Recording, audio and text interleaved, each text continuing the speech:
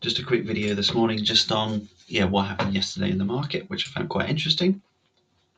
So scenario based wise, we were looking for the most likely scenario. Basically, was to we're in this kind of downward sloping channel here.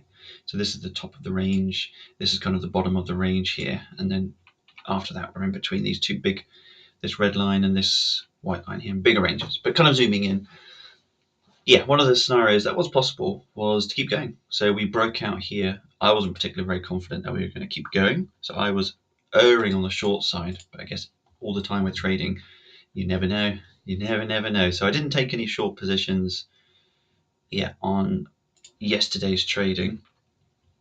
So because what I was waiting for, which I think I mentioned in my video, was if we got a gap up, and kept going, what you want to see, I guess, from the sellers is if we gap up here, I was like rubbing my hands to get in for shorts. But as soon as I started to see this price action, kind of low volume, mixed overlapping candles, so price action wise, I was like, this is not great. If we've got sellers, and they're engaged, what you want is this sort of thing: gap, whack. This is obviously a gap down, but this sort of thing is what I was maybe expecting to see. This kind of up here and then whack down and then down. But to kind of have a form of bullish hammer is pretty impressive. So as the day was going on, I kind of trade on UK time.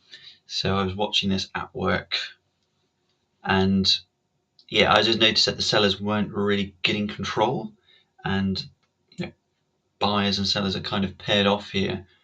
But sellers kind of had their turn, didn't really achieve very much. Buyers kind of had their turn again. Got us back to where we want to, but I wasn't really confident in very much. But where I was looking to go and would have switched to go long, which I was lining up some, but I didn't manage to take any trades, unfortunately, because of just what's going on at work. And when I think 11 o'clock is around 4 or 5, I think, here. So sometimes not a great moment when you're in the office rather than working from home. But this is the moment I was looking for.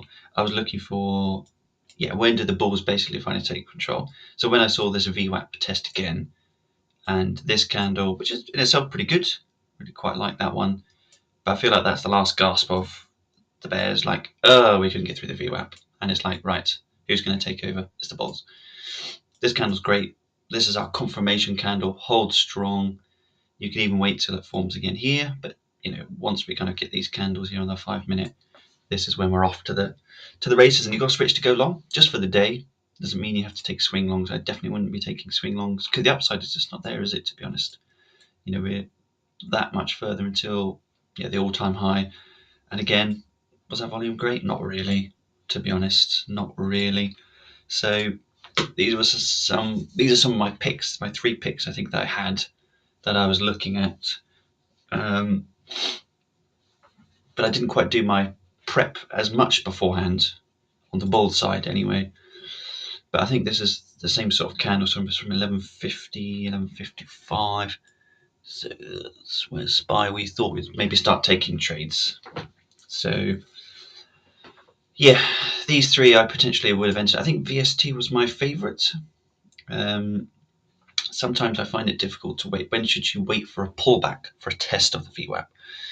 That was kind of my difficulty that I sometimes have. Do you wait for this and get a great entry?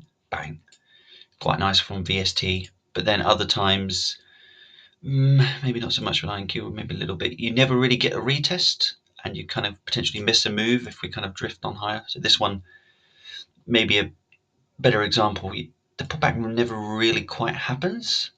So you kind of just float higher, and you never get a pullback, and you miss the move. And when you're kind of day trading, sometimes I find it difficult to pin that down. But when you've made, sometimes the move is already exhausted by that point. So if you go from here to here, 13 to, what's that, 15.76.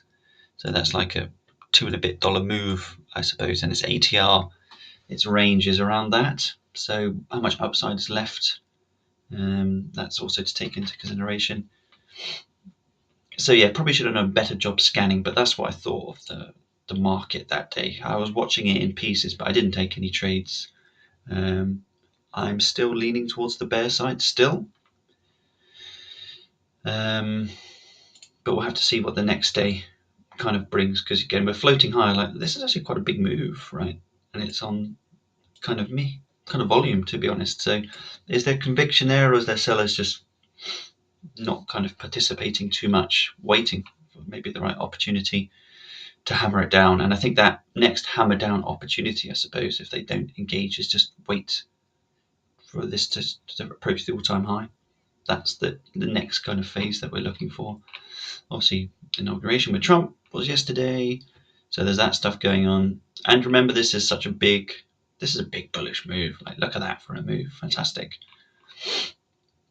And people are very, very much conditioned to buy the dip, buy the dip, buy the dip, but kind of buy the dip not so working so much. And there's definitely at least not much conviction, kind of in these moves, like this drop off here. But once we get to that support level, not even the 200 SMA actually, but it's like heavy volume, bam, big move, strong candles, all the way up.